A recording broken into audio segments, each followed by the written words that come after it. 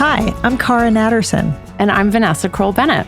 Each week, we dive into the what and how of raising kids through puberty, that roller coaster of physical and emotional shifts for kids and parents alike.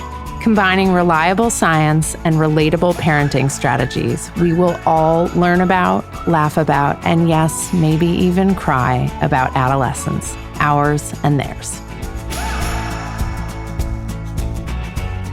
Dr. Molly Colvin and I have known each other for over 25 years since our first year at Wellesley College.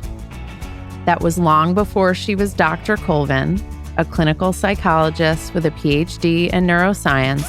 And now, with all of those degrees in hand and much more wisdom through life's experience, she works as both the director of Mass General's Learning and Emotional Assessment Program and as an assistant professor of psychology at Harvard Medical School. Molly also writes eye-opening columns for WBUR Public Radio in Boston about the neurological reactions to the pandemic, including brain fog and pandemic anxiety, which we will link to in the show notes because they helped me get through the pandemic. I know they will help others gain perspective. As someone who works with tweens and teens in my puberty workshops and sports classes and is raising 4 tweens and teens, Molly's pieces about pandemic anxiety, about brain fog, made me wonder, if adults are feeling all of these things, what are tweens and teens feeling? If their entire neurological systems are completely under construction and hormones are flooding their bodies at exponentially higher rates, what is it like for them? Is it bigger? Is it harder? Is it more complicated? So it is a complete honor and a total pleasure to have my old friend and Cara's new friend, Dr. Molly Colvin, here to talk to us about tween and teen brains and all of the wonderful and complex things they do and how we can better love and support them. Molly, welcome. Thank you for being here. Thank you for having me. I'm very excited to be here for your puberty podcast. Molly, I'm going to start with a question, but first I'm going to make one word edit to Vanessa's introduction. It's a word edit that I am sharing with everyone who's listening because it's my favorite word edit. You are not her old friend. You are her long friend. Have we gotten that old that now we say a long-standing friend and not an old friend? Because, you and I are sitting in a studio together, but Molly's on Zoom and I can see her. And I'm just telling you, Molly is not your old friend. She is your long friend.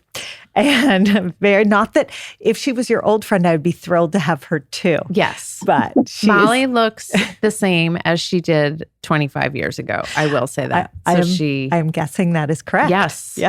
It's actually very true. Yes. Molly, it's so wonderful to meet you.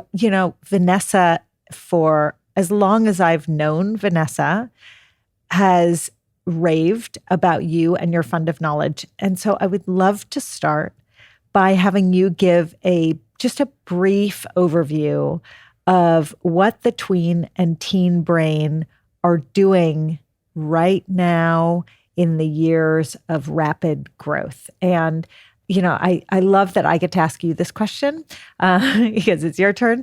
But if you can just hit on a little bit about what's great about it and maybe a little bit about what's tough for parents as well, that'd be great. Well, thank you very much for that warm introduction. This is a real pleasure, and it'll be fun to be here with both of you. Adolescent brains are under construction, and it's a marvelous time in development because so much changes in such a very short period of time. We recognize that throughout childhood, the brain rapidly expands, often in terms of the gray matter or the cities and the towns that learn different skills. But during adolescence is really when those cities and towns start to become wired together. I like to say that the roads that connect them, which we call white matter pathways, begin to form and become not just country paths, but superhighways. And it's during that period of rapid connectivity that the experiences that teens have can play a profound role in terms of the way that the brain is wired and operates throughout their adult years. Molly, will you give a quickie lesson? Cara and I have a separate episode about myelination. See, I actually got good. Did I do it right? She's really good at pronouncing multisyllabic medical terms. Just asked me to say otolaryngology. Flex that. Yeah, muscle. I know. That was me showing off. Yes. But can you just, because we do have a separate episode on this, but because we have an expert with us at the table, can you just talk a little bit about how those country roads become highways in that journey of going from a kid to an adult in the brain? Yeah. So the brain develops really from the inside out and also from the back to the front. And so as it goes from the inside out, you wind up with these layers of cells that I was referring to as the gray matter layers. And that's the cortex. That's sort of those cities and towns that I was talking about. And then the pathways that connect them are the axons. They're really the connections between different neurons. So the neurons will have sort of a place where they're firing, and then they'll shoot that electrical pathway down the axon to another neuron. And those axons act a little more like country roads with children because they propagate the electrical signal from one neuron to the next. But they haven't really learned how to do it efficiently or really well. And the more neurons fire, the more efficient they become. And one of the things that makes them more efficient is this myelin sheath, or this sort of fatty sheath that coats the axons. And it acts a little bit like the coating on an electrical wire, where it's an insulator, so that the electrical signal from one neuron to the other moves faster. That process of myelination is one of the major changes that happens in adolescence as kids grow and go through puberty. And we know that the maturation patterns of the white matter pathways comes in later than some of those maturation patterns of the cortex, which are being laid down earlier in development. Okay, so given that I'm a general pediatrician and not a neuroscientist, I need you to help me check something that I say all the time. I've been speaking on this for many years, and I hope I'm getting it right. So can you give the linguistic thumbs up, please, if this is a fair way of describing this? Because of that inside to out development and the bottom to top development, by the time a child hits middle school-ish age, the part of their brain that fires the most quickly, sending and receiving signals most efficiently, is the emotional center limbic system. And the part that has a decade or maybe two before it comes online, sending and receiving signals really, really quickly, is the part all the way out at the tippy top, which is the prefrontal cortex. And it's that imbalance between the emotional part of the brain being able to get signals fast and send them out just as fast, but the really smart, thoughtful, long-term thinking part of the brain not being able to do that, that accounts for basically every bad decision that every tween and teen and 20-something makes. Is that, did I get it? Okay. Thank goodness, because I would have miseducated many people over millions time. of people. Okay, so now that we have that, can we go back to Cara's question, which is, what are the hard things about the brain development and what are the great things, both for the kids themselves and for the adults who are caring for them? I think one of the best things about the way that the brain develops is that it takes a long time and it's very responsive to environmental input. What it means is that things aren't hardwired. You're not born with a brain that is static and can't learn. In fact, during childhood and adolescence, that's often when we learn best. So that's one of the amazing things about the way that our brains develop. But the hardest thing about the way that our brain develops is that it does it in this uneven way. It does some things develop faster than others, and it takes a long time for those different systems to hook in and talk to each other efficiently and to do it consistently.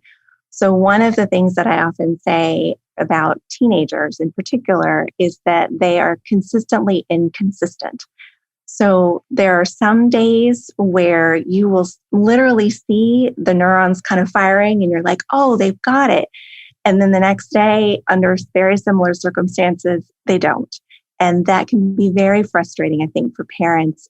And what I like to say is that that is just a fact of their brains being under construction. That's what happens.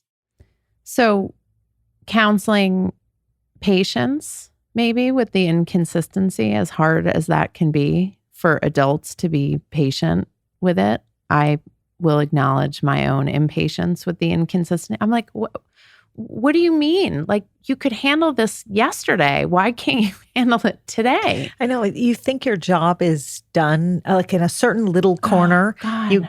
You one day you high five yourself. They're good, and then the next day they're back. Yeah, square that one, old square zero. That old one is back. Yes. Is there any way to encourage consistency or speed up consistency? Is there anything in kind of practice or diet or routine that kind of can encourage consistency to come sooner or stronger than, or does it just like, are we all just kind of at the beck and call of neurological development? I would say a little bit of both. I mean, this is where environment can play a role in sort of fostering the development of those systems, because remember that the neurons that fire together wire together. So if you do a routine, say the same way every day, you're teaching those neurons to fire together in a certain pattern. And so it's much more likely that some of those things will become automatic or ingrained into your behavior. But at the same time, one of the skills that is really kind of a role of the prefrontal cortex is also recognizing that you can apply new skills to different contexts. And I think this is also something that teens sometimes struggle with. So you may teach them a skill and they may learn it under certain circumstances. And then you as an adult may see that it applies in another set of situations, but the teen doesn't make that connection because they haven't learned to sort of see the similarity between the context and recognize, oh yeah, this is the same kind of situation that we did yesterday, and I can use that same tool that I've already learned how to do. So it's a both and, where you have to kind of teach them from the bottom up through routine and developing automaticity, but also teach them from the top down by making some things explicit and by saying, hey, you know what, this is a lot like yesterday when you did this, and you're going to do the same thing today. So it does, because one of the things, you know, the struggle as a parent always, but particularly the struggle with kids who are individuating and like gaining their independence is, when do you point stuff out and when do you allow them to learn it themselves? And so I was going to ask you, is it helpful for us as adults to say, hey, do you notice how you handled this situation with your teacher? Well, actually, this situation with your coach, you can actually use the same technique. Or is it better? Is it more powerful? Is it more useful for them to come to that realization themselves? I think there's always this fine balance in parenting about being your child's guide and also sort of stepping back and letting them figure things out on their own. One of the things that we know about learning is that when you do it yourself, your brain absorbs that lesson and absorbs that skill a lot faster than if somebody's just passively talking to you. I think this even came up this year when we were having all the conversations about remote school. What's missing sometimes in the Zoom setting is that interactive piece that a lot of kids really need. And that often comes from doing it yourself. I think it's also important to recognize, though, that when your teen is doing something on their own, they are much more likely to be motivated by different influences and different factors than they would be if they're standing next to you and you're guiding them. And some of the big things that they're motivated by are social connections and by emotions. And when they're standing next to you and you're acting like their prefrontal cortex and helping them make good decisions, those things, those social factors and emotional factors are dampened down. And so then you see their prefrontal cortex practice and do it. But if they're worried about being embarrassed in front of their teammates when they're talking about their coach, or they're worried about, what the coach is going to think when they come to put them on the game roster. You might see them make a very different decision because they're going to be extra sensitive to the cues around social belonging and emotions. That was amazing. But I am still stuck at Vanessa's question because I'm wondering also from a neuroscience perspective how you get your kids to listen to your advice in the first place. But I'm wondering if that's hardwired somewhere, Molly. And could you please share with us the secret sauce there? I wish I knew, because in my own house, things would be a lot. It makes me feel so much better. Yeah, I mean, so getting at that issue of A, being ignored, selectively ignored, it often feels like. B, they can hear, but they can't listen. Right. Yes. Yeah. I'm going to make that t-shirt. B, the importance of social connection. And what was the other thing you said, Molly, was the thing that they're seeking out? Social connection and emotion. With a higher emotional reactivity than we do. So they're super sensitive to things that are going to feel like a rush, or especially things that are going to feel rewarding. It's the limbic system. It's that fabulous limbic system. Sort of unchecked without the prefrontal cortex, sort of helping it to be used for good and not necessarily for dangerous behavior. It's so interesting. I've read a few studies that, now I'm not exactly sure how the data was collected. I'm trying to imagine kids in PET scanners while these things are happening to them. And PET scanners, Vanessa, sort of sophisticated medical imaging equipment that looks at how cells consume sugar, glucose, and then they light up and they show sort of where metabolic activity is happening during a certain activity. And one of these sets of studies looks at the peer influence, and literally the limbic system, the mid part of the brain, lights up, consumes more energy when friends are around.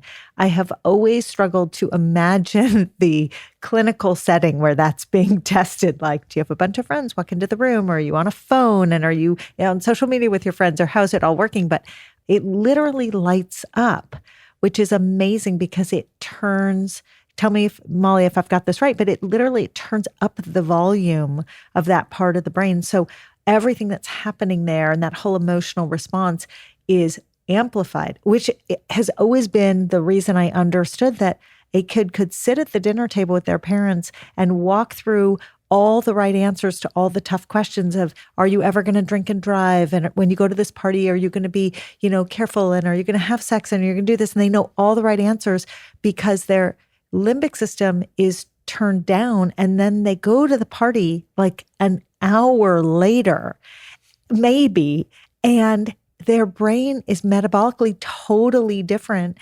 And the part of the brain that does the answering at the party is totally different. Is that a fair way of looking at it? That's a very fair way of looking at it, because once they're in the party, the reward of being with their friends turns up the responsiveness to their friends and turns down all of the prefrontal cortex around planning, reasoning, all of those kinds of things. So, Molly, is it a zero-sum game? If some part of the brain is turned up, does that necessarily mean other parts of the brain have to be turned down? So if the limbic system is elevated, does that mean other aspects of the brain are kind of take a back seat? Not necessarily. And in fact, if the systems are starting to wire together, you might actually start over the course of adolescence. You start to pull in some of those prefrontal connections because they've started to wire together more solidly. But what it might mean is that it has to override. There's a lot more energy to override one of the systems that has already been sort of turned up, especially the limbic system.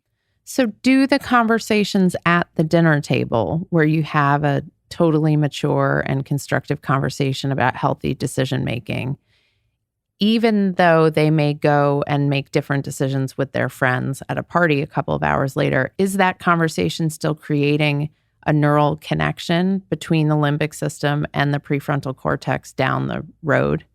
Yes. And that is why they are so critical, because as annoying as you will be to your teen for having that conversation for the 10th time, somewhere in there, it will register. And the goal is that there's an automatic pattern response where they say, oh, this is drinking, or this is alcohol, or this is sex. And that all of those conversations that you've had with them will help provide a blueprint for how they know they should behave, so that if they go off the blueprint that you've discussed, if they're not going way into the woods, they're just going a little bit off the path and coming back in. Does that make sense? Yeah. So you are literally getting in your kid's head. Right. When you have the conversations in the moment, in the calm at the dinner table. But the only difference is there are different ways to have that conversation at the dinner table, some of which will be more effective than other ways, right? So the conversation doesn't sound like, hey, Cara, can you not be an idiot tonight and get in your car and drive drunk and be a total jerk? What I'm going to say is having multiple conversations is more important than having one conversation. So it's, in my opinion, it's better to have those conversations a bunch of different ways and even really screw up that conversation by having it the wrong way and then being able to revisit it and go, I had that conversation with you about drinking and driving the wrong way, and I want to try it again now, because then you get to build that. It's what Molly said. It's like walking through the snow, right? The first time you walk through fresh snow, there's no path, but if you keep treading the same path, eventually it gets nice and easy to walk through because you have created your own path. The other thing I wanted to ask you, Molly, is if this is all boiling down to myelination and the speed of message sending and signaling, then could it be a reasonable strategy to tell kids, hey, in the heat of the moment, when posed with an opportunity, shall we call it an opportunity, just take a moment. Just give your brain a few seconds to let the impulse get everywhere, so that the different parts of your brain can weigh the information differently. Because it's not like they don't have a prefrontal cortex. They have one. It's just not wired in the same way as the emotional epicenter of their brain, right? Yes. And I think it's a really good suggestion, because one of the things that happens when their limbic system is getting all excited about whatever risky behavior has been proposed and they're with their friends, we know that it responds really quickly. But it also starts to come down quickly too. So it might actually be helpful to even problem solve with your kids and say, if you're ever in a sticky situation and you're not sure what to do, maybe then you take a minute and you go outside and you call me. Or if you don't want to call me because that's embarrassing, you can just go to the bathroom and think through with a trusted friend what you're going to do, or and see how and check in with somebody who you trust about whether you're going to make a different decision. Because it may be that as the initial sort of reward response starts to taper off, it does give that prefrontal cortex a minute to kick in. Do you ever role play with kids where you kind of cause their limbic systems to peak and then role play with, do you ever kind of, I don't know what the term would be, but actually recreate a situation? Because I role play with my kids, but we're it's calm, things are fine, we're not in the moment. And I just wonder what role play would be like neurologically if you're doing it actually in a sort of a... Well, can we, as the adults in the situation, trigger their youth brains to behave in that way? I don't know. Or elevate them, right? It's really hard for us to have their reward system activate. That is such a good line. Jesus. You know what? That is the bottom up. That is the parenting pearl. I'm just, at the end of the show, oh my God, we always ask for a parenting pearl, and there it is right now. Wait, Molly, say that again. Yeah, it's really hard for an adult. To get their limbic system to respond in the same way that their friends. I believe you said it's really hard for an adult to get their limbic system to elevate, and that was an excellent way of describing exactly every kid's response to their parent. Cue the glassy eye look and the slack jaw, huh?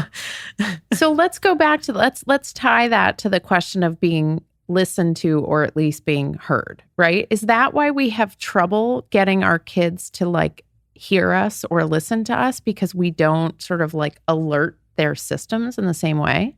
Yes. And we're not, the neuroscience term for this is a salient stimuli, meaning something that comes up in your environment that actually captures your attention. And parents, unless you're sort of holding money or the car keys, are rarely a salient stimulus. That is a really good parenting tip. When you want your children to listen to you, hold money. Put up a big wad of cash and wave it in their face. That is really, really fascinating. So again, and I feel like this is going to come up over and over again in this conversation, they kind of can't help it. Like they're not entirely just being jerks when they're volatile. They're not just being jerks when they're not listening to us or hearing us. Their brains are kind of dictating that behavior to them. Not only is that true, they love to quote, once they learn that, they love to quote that fact. They love to look their parents in the eye and say, oh, it's not my fault, it's my brain. Right. They throw it back in our faces. Yes. However, having said that, are there ways to ingrain that into their brains? Like I know with little kids, like when we coach younger kids at Dynamo Girl and we have kids whose attention we lose quicker than other kids, we'll give them like just a little pat on the shoulder before we give instructions so that we alert them that they're about to receive information. Or we'll even say to the group, hey, everybody, we're about to give instructions. So if everybody could tune in, right? So is there a version of that for teens living in our homes? Asking for a friend. I'm laughing because I think we all have a version of that that's not pretty, but could you give us And I don't mean the F-bomb, which is normally the version that I use in my house. There's the version which is the yelling and the swearing, which activates their limbic system and gets their attention. Yes, it Good. really does. Then I'm doing it right. Yelling and swearing. Perfect. Are there other versions besides yelling and swearing? That one's not a great choice. It breeds avoidance. That's a really negative stimulus, and they don't want you yelling and swearing at them, because I honestly believe that for almost all kids, they really want to do well. I don't believe in the using my brains under construction as necessarily an excuse, right? But you have to maybe give some grace and some empathy and understand that they really are trying often as best they can, sometimes more than others. I think your suggestion about what you do with younger kids also works with older kids too, and teens, which is to really make sure that you have their attention. Now, if you're competing with a device or a screen, or, they are thinking about something else that they're going to do later that night, or they're on the way out the door, that's not usually a time where you're going to be able to get their attention easily. You really have to almost pick your moments. And I think this is part of parenting too, is recognizing when your child is sort of in a neutral state and also is in a place where they can hear you. I think one of the hardest things as kids get to adolescence is those windows start to kind of become fewer in between and shorter. And so you have to really be careful about when you're sort of picking your moment to do that. But I think it's also one of the reasons why, especially this year, as we come out of this pandemic period, it's really important to have some built-in time for rest and reconnection. I think a lot of us have been together with our families, but not in a way that really has necessarily fostered that kind of connectivity. And it's often in those moments that you least expect it, when you're driving to the grocery store or you're sort of sitting next to each other at the dinner table and things are quiet, where you find the unexpected 5 minutes where you can actually have one of those conversations where they're really paying attention to you. Can you add into that very elegant explanation what hormones do to this whole stew? Yes, they do a lot.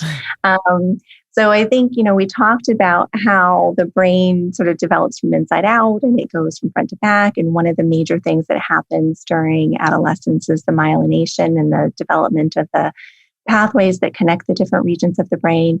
But all of that is really in the midst of this whole sort of hormone fluctuation and storm that happens during puberty. And some regions of the brain are especially sensitive to the hormones that are sort of released and during puberty and that fluctuate over the course of puberty. And some of those regions that are most sensitive to testosterone and to estrogen have to do with learning and memory and our response to stress. And so in the midst of all of this that's happening with their brain, those hormones are actually playing really important roles in sort of signaling and connecting different parts of the brain, especially those that are important in learning and memory and stress response.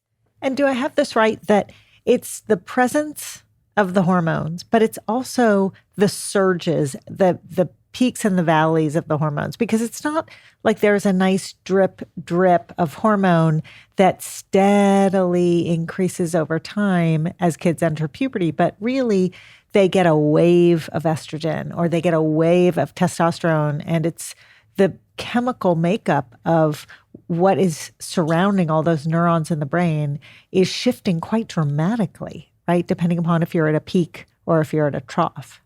Yes. And it shifts over the course of adolescence even. So, what's happening in a 12 or 13-year-old is very different than what's happening in a 17 and 18-year-old.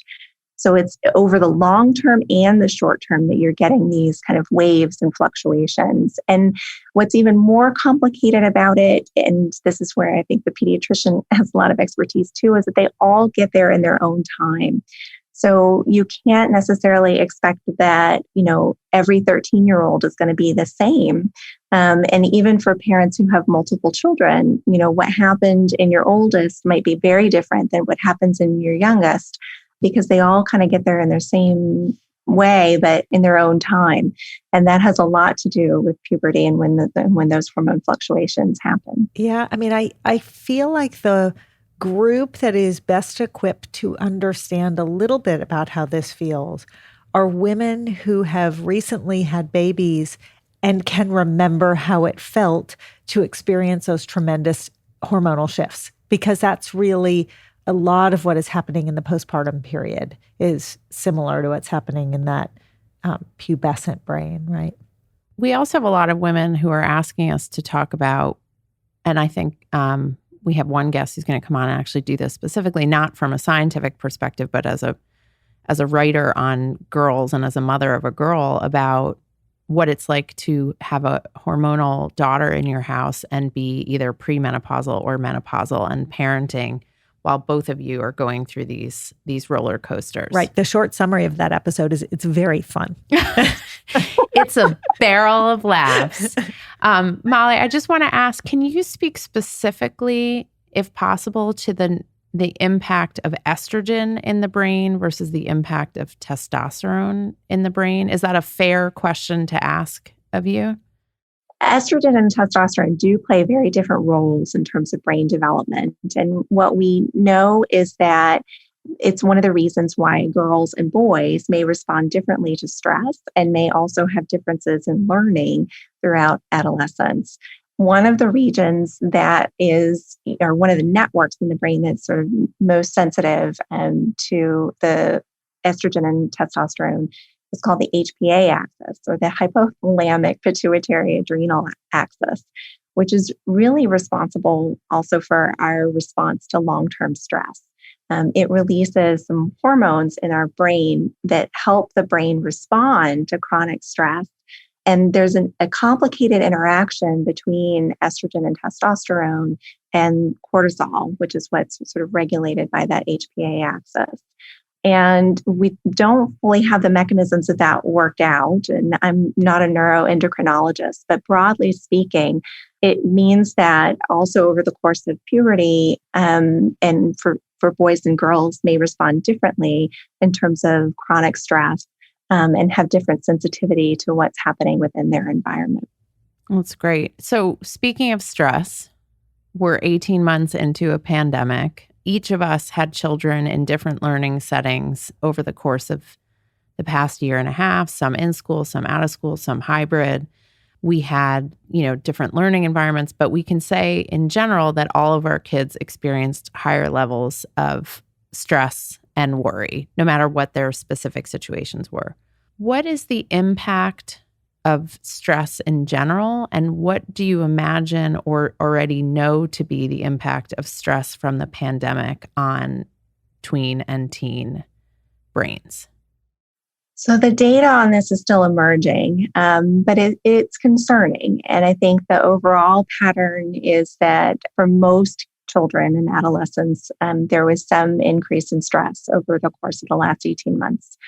Some kids came sailing through it and showed very little change in terms of their everyday functioning, and others had a harder time. And what we are beginning to understand is that there were higher rates of anxiety and depression, especially in tweens and teens. And a lot of that had to do, I think, with social isolation. And so we understandably needed to implement social distancing to control the spread of the virus and to keep ourselves safe from the virus and getting an infection.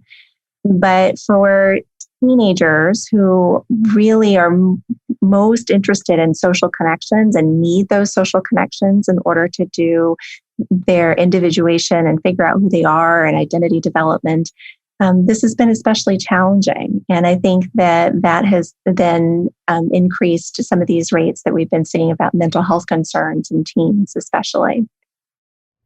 Can you speak at all to who maybe has been most at risk within the population of tweens and teens? Obviously, it's not a competition, but a better way to say it, I guess, would be what populations are you most concerned about? I have a lot of concern, I think, even about tweens and early adolescents who really are at a stage in their development where they shift pretty suddenly from sort of being family oriented to sort of thinking about their peers and having peer connections. But I like to say that they were the ones that got caught in between, the stage where their parents were still mediating play dates and not yet having the skills where they can sort of do their own hangouts, is what they call them. So they are in a place where they haven't quite figured out how to do that connection without a parent because they were sort of in this pandemic mode. But I also think that, in my role as a neuropsychologist, I specialize in seeing kids who have learning, emotional, and social concerns. And I think the kids who I've seen really also struggle during this period were kids who had learning concerns that made Zoom and remote school really hard. Some kids who had attention deficit hyperactivity disorder or had a learning disorder who needed more support or were used to getting support in a classroom setting that couldn't be provided in the Zoom setting. And I think also kids whose families may have already been under strain or stress, and the pandemic just exacerbated those and made it worse, and just added to the overall stress level of the family structure, but also to the individual children. I think those are the kids who I've probably been most worried about because there was some existing vulnerability that, as we've seen across all of the stories of the pandemic, was just exacerbated and made worse during the last 18 months. Yeah, I think that's right. And I think, some of those exacerbating factors are better now, but many are unchanged. A lot of the inequities, a lot of the economic drivers, a lot of the issues that were related to the ability for families to get through their days seamlessly, to have parents who are employed, to be able to get a regular paycheck, to be able to put a roof over children's heads, to be able to put food on the plates. Those stressors have not gone away. And I think we've done a very good job of identifying those stressors and opening our eyes to those stressors as a community, as an entire society. I think we acknowledge those things in ways that the data has been calling them out for a long time, but we haven't talked about them. But it is very worrisome heading back to school in the fall of 2021 and thinking about how we haven't solved many of those disparities. And in fact, the pandemic has made many of those disparities greater. And so now what? And, I don't want to be a downer, but we're not done with the pandemic. We will see waves of it come through. Kids under 12 are not vaccine eligible. There are all of these things that are sitting out there that create a whole different layer of stress for families. But I think there's a great commitment on the part of the American Academy of Pediatrics and pediatricians across the country, educators across the country, that one thing we cannot afford to do again is shut schools, because, everything that you've outlined, Molly, is at least addressable in the school setting. I don't think people recognized before this pandemic what exactly went on at school. Yes, it was education, but what all of the other intangibles have become very, very clear. I want to go back to something you said, Molly Carr, related to what you just said about school and kind of where kids are. And you talked about your concerns for kids who already had a vulnerability academically or socially or emotionally. And, there's this sort of phrase that's bouncing around our culture, which is kids are behind. Kids are behind. Kids are behind. I'm so worried my kid is behind, right? And we're sort of projecting onto them a failure on their part, which is in no way their fault. How do we reframe in our own families, and how do we reframe on the podcast and the communities in which we teach and work? What's a better phrase for that is more empathic and more compassionate for the fact that these kids have no control over the ways in which they are, quote unquote, behind? I think it's a really important question, because I'm hearing a lot of that concern as well about learning loss and what do we do to catch kids up. And I think, that does, as you just so well put the burden on children, as opposed to sort of shifting the burden back to where it belongs, which is with adults and society.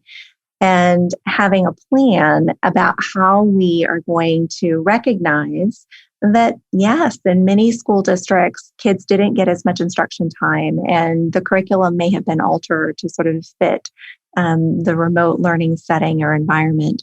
But that doesn't mean that because their scores are then lower on math or reading that they, can't learn. They still can. They still have the capability of doing it because their brains are wired to learn during childhood and adolescence. And two, that we can't, as a collective, come up with a plan about how we're going to sort of move forward from this. I think some of it is shifting expectations and sort of saying, we don't necessarily need to expect that where we thought a child would be in September 2019 is where they're going to be in September 2021. Where they are in September 21 is where they are. And we have to kind of move from there. I think the other is really just even taking a breath and a moment to recognize that this has been stressful.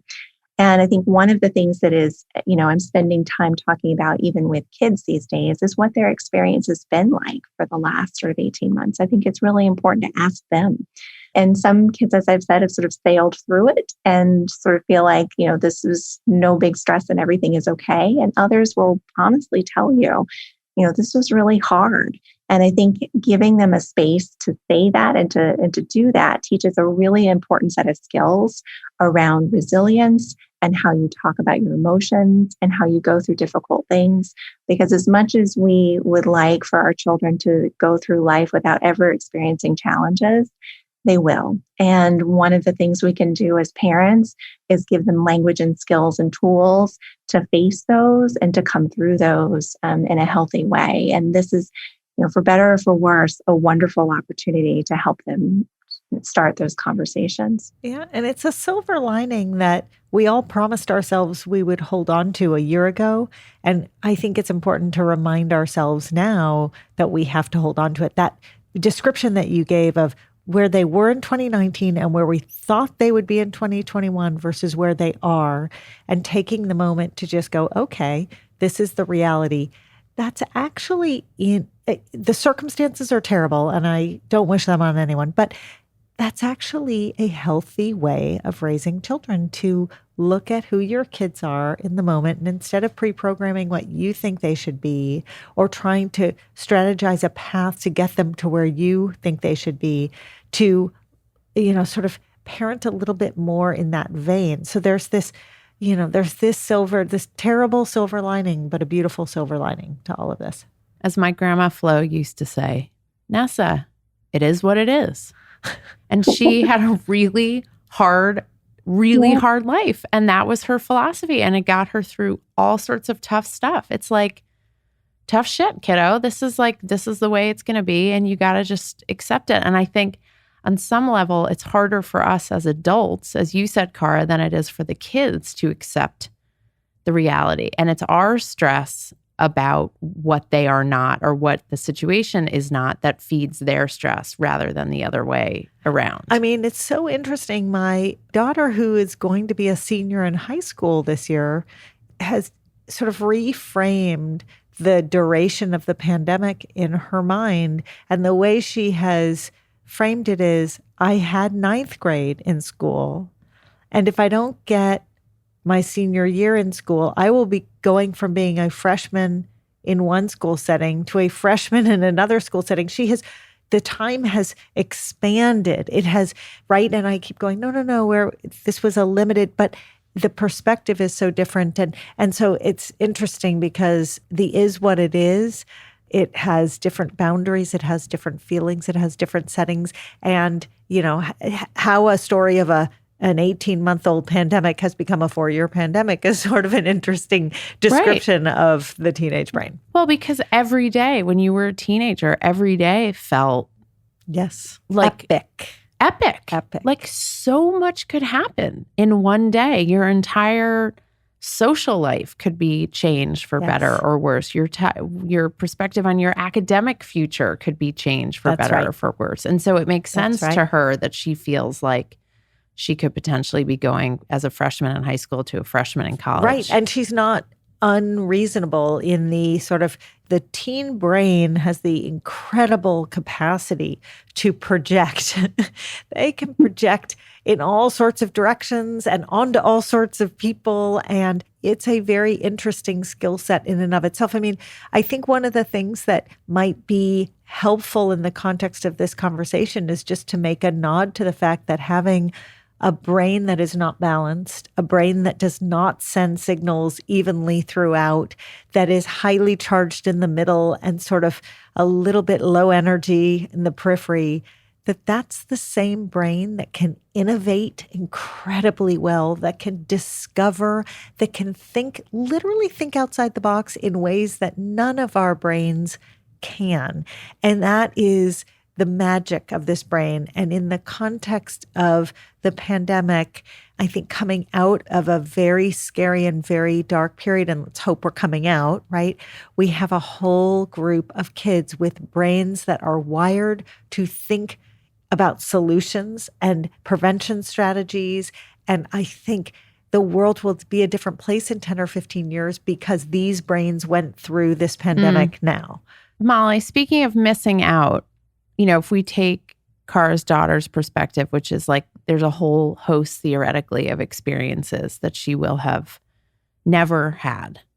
Good ones that we as parents would worry about on a Saturday night and everything in between.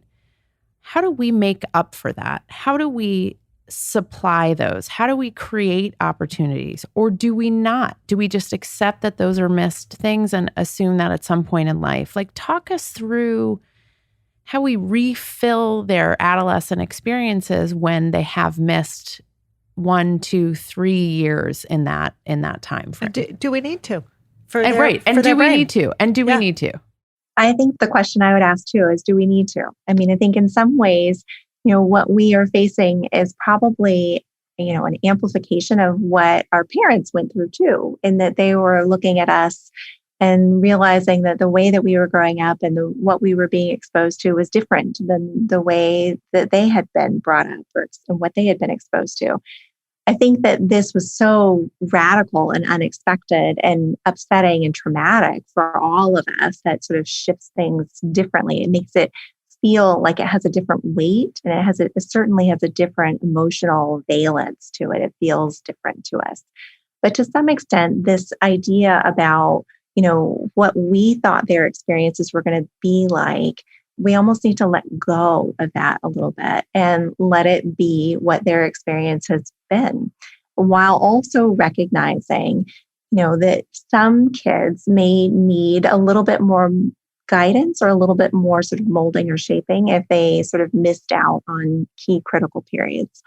I think this is probably, again, more relevant for kids who may have had some vulnerabilities sort of going in. So if you had a child who was very shy and sort of pulled back, and they may not have actually really missed so much about kind of going out on Saturday night, but you might need to sort of help shape or give them some experiences that will turn their focus towards their community again. So I think this is also about knowing your child.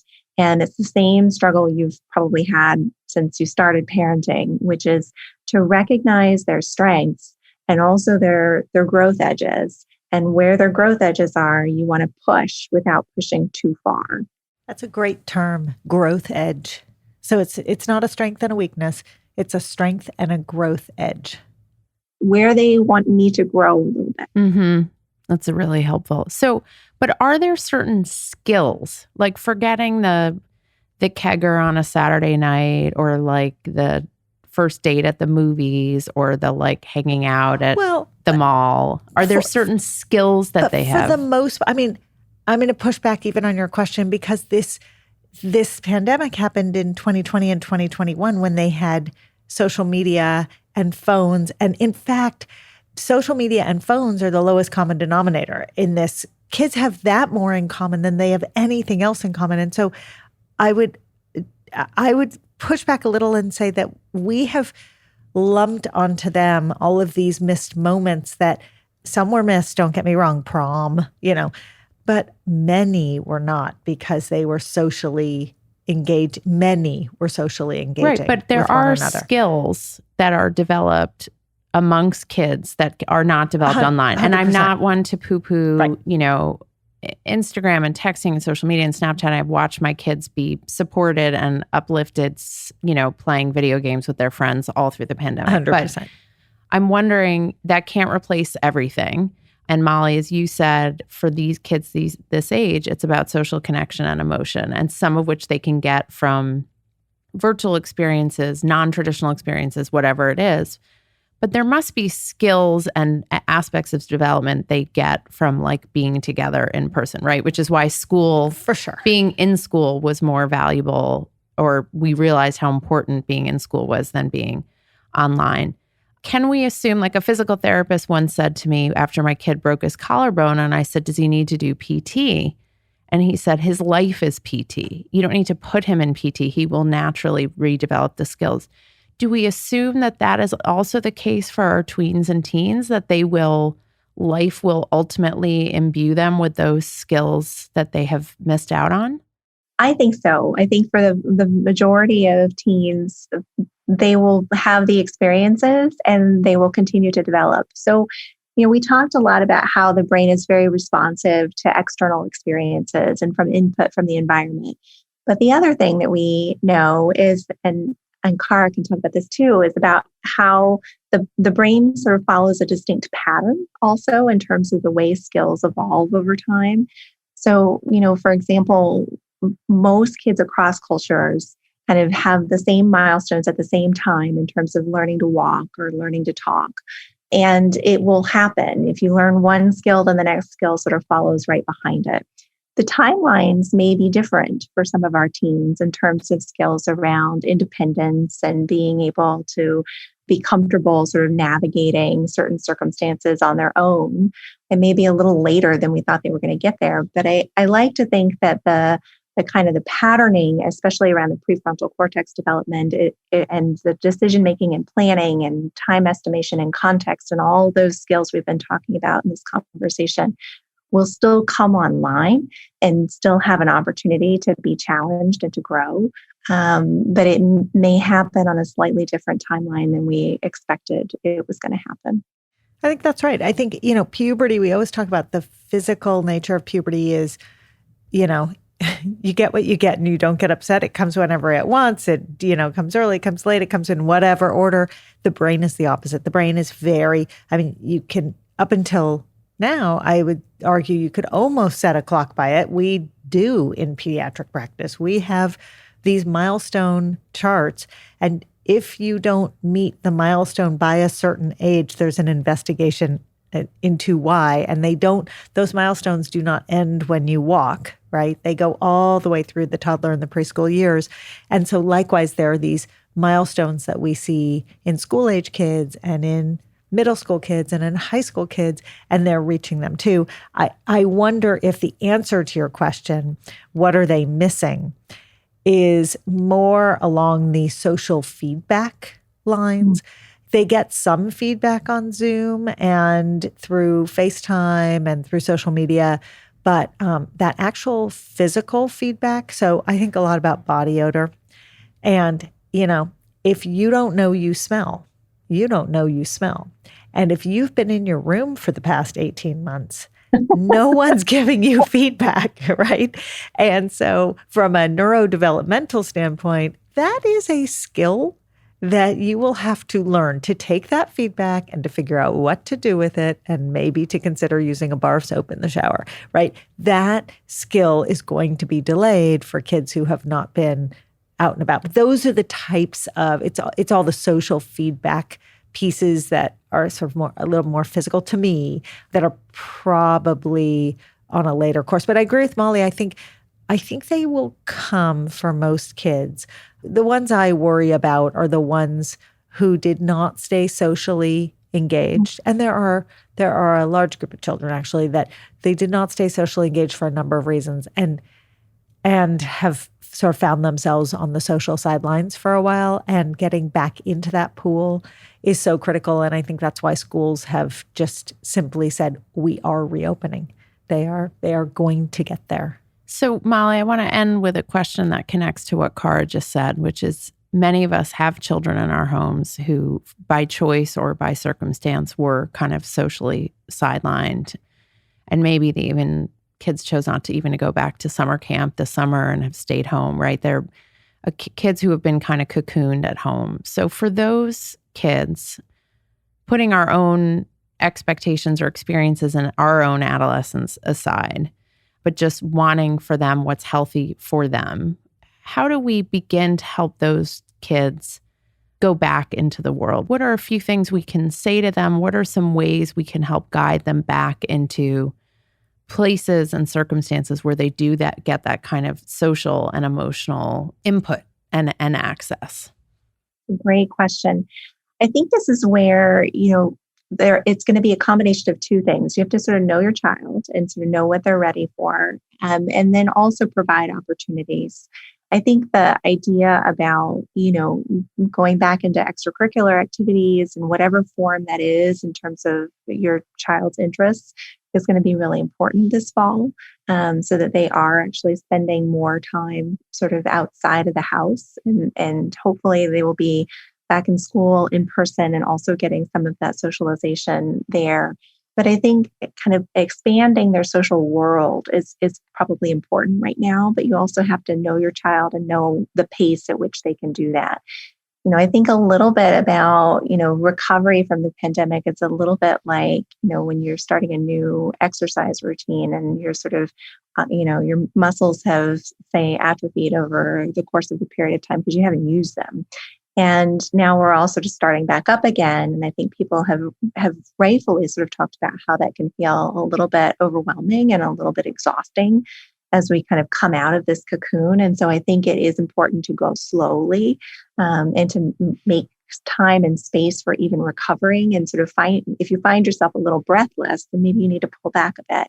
But I also think it's important to sort of push kids back into some of their social networks, because that's where their identity development is going to happen. They need that input and that stimulation. And, we as parents then also need to be providing them with feedback about how they're doing and paying attention to their interactions and helping to guide them along the way. And since this is the Puberty podcast, it's probably important for us to note that many of the kids, as they're going to re-enter these social worlds, they are going to look a lot different than they looked before they left these social worlds. They are going to have gone through a stage in life, and they are going to have changed. And then many have not. And that's all normal too. So Molly, we like to end the podcast with a practical puberty. Pearl. Cara calls it a pearl. I call it a tip. I'm realizing that we both need to rebrand because those are both like slightly euphemistic. Yeah, they're wrong. Yeah. They're wrong. One's the name of a tampon. One's it's wrong. Yeah, it's not great. So we'll just a practical puberty thought, which is no alliteration and is a super boring term, but we're going to use that today. What's like one takeaway someone listening to this can say, I just want one piece of advice that I can implement in my home with my kids easily and without turning everything upside down with respect to brain development and having kids in puberty in our homes? I think it's knowing that their brains are under construction and that they will be consistently inconsistent, and to keep at it, because over time, your consistency will help them to also develop consistency. That's great. Cara, what about you? Well, I wish I had a teenage brain because I could remember it, but you wrote down what I said. Don't you remember? Because I said, that's Molly's pearl, and we're going to use it at the end of the show. So I wrote it down. It's really hard for an adult to get a teen's limbic system to elevate. That is the pearl. That is brilliant, Molly. And the other pearl, and I'm going to quote you, Molly, is that we as adults are not salient stimuli, aka they don't want to listen to us because we are boring. We are AF. not interesting. But not to take it personally and not to take it as a personal attack, but as a kind of normal neurological response to boring old people that we are. You really do sound like the Peanuts characters to them.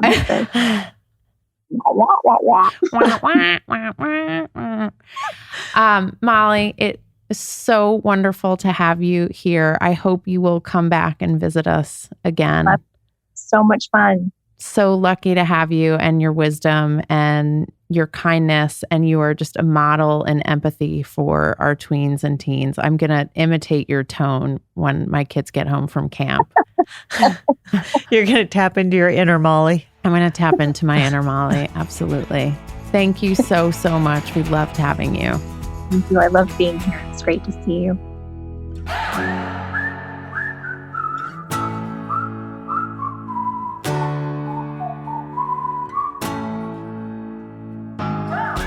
Thanks so much for listening. You can follow us anywhere you get your podcasts, or check out our Instagram @The Puberty Podcast. If you have questions or stories to share, email us at thepubertypodcast@gmail.com. And for more puberty info, check out myumla.com or dynamogirl.com. Bye.